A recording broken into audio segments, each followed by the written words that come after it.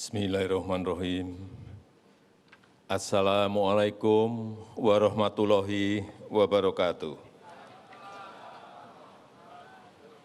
Salam sejahtera bagi kita semuanya. Om Swastiastu. Namo Buddhaya, salam kebajikan. Yang saya hormati Wakil Presiden Republik Indonesia, Bapak Profesor Kiai Haji Ma'ruf Amin. Yang saya hormati Ketua Dewan Pengarah Badan Pembinaan Ideologi Pancasila, Ibu Profesor Dr. Hajah Megawati Soekarno Putri beserta seluruh anggota Dewan Pengarah BPIP. Yang saya hormati Wakil Presiden Republik Indonesia ke-9, Bapak Dr. Haji Hamzahas. Yang saya hormati Wakil Presiden Republik Indonesia ke-11, Bapak Profesor Dr. Budiono. Yang saya hormati Ketua MPR RI, Ketua DPR RI, Ketua DPD RI, Ketua MA RI, Ketua MK RI, Ketua KY, Ketua BPK RI, dan para Menteri Kabinet Indonesia Maju, yang mulia para duta besar negara sahabat, yang saya hormati Kepala BPIP beserta seluruh jajaran, para peserta upacara, dan seluruh rakyat Indonesia yang saya cintai dan yang saya banggakan.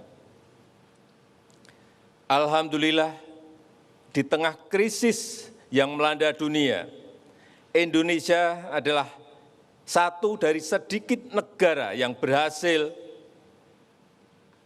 menjaga stabilitas ekonominya, menjaga stabilitas sosial dan politiknya, inflasi terkendali, investasi tumbuh, dan lapangan kerja bisa bertambah.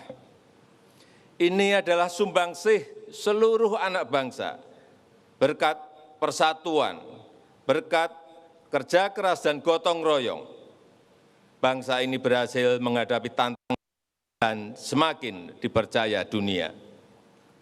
Semua itu pondasinya adalah ideologi Pancasila.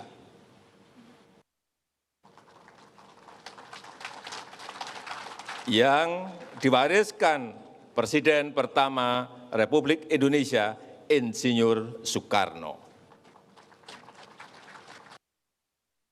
Ideologi yang harus terus kita pegang teguh untuk memperkokoh kemajuan bangsa. Saat ini kita masih terus berjuang untuk menghadirkan pembangunan yang adil dan merata. Ini butuh kesinambungan dan keberlanjutan. Personil dalam pemerintah bisa berganti, tapi perjuangan tak boleh berhenti. Keadilan, pemerataan, dan kesejahteraan adalah yang ingin dilakukan melalui reformasi struktural, peningkatan kualitas SDM, hilirisasi industri, dan pembangunan ibu kota Nusantara.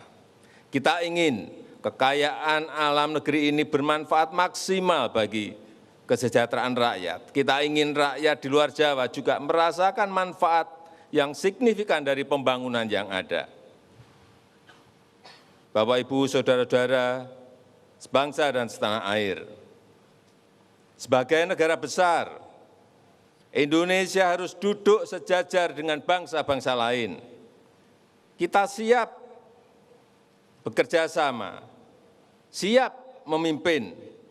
Kita ingin bekerja sama, kita ingin berkolaborasi dengan negara manapun, dan menjadi titik temu serta jembatan dari perbedaan yang ada di dunia. Inilah Indonesia. Indonesia adalah Indonesia yang tidak dapat didikte oleh siapapun, yang tidak dapat didikte oleh negara manapun. Namun, selalu siap berkontribusi bagi dunia. Ideologi Pancasila membuat kepemimpinan Indonesia diterima dan diakui dunia. Presidensi G20 yang telah sukses dilaksanakan, keketuaan ASEAN tahun ini merupakan bukti nyata bahwa Pancasila bukan hanya utama untuk Indonesia, tetapi juga sangat relevan untuk dunia.